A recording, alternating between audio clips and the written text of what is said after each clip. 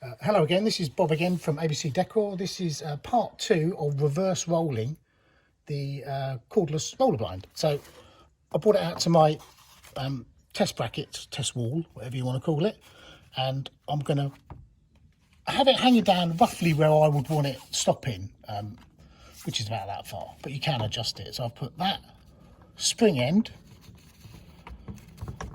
into the bracket, that one down onto the slot. Make sure it clicks down. There is that little click there, so it's nice and straight.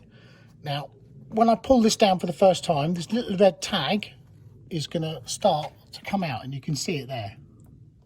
I'm just going to take that, keep that, and you will see our blind, because we've pre-tensioned it, has some tension on it. It's got a bit of tension on there actually.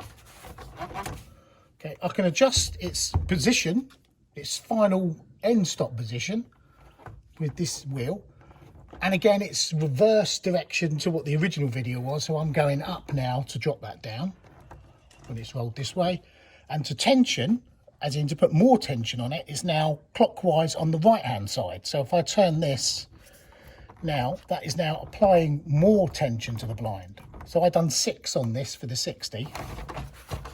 So it's actually starting to speed up.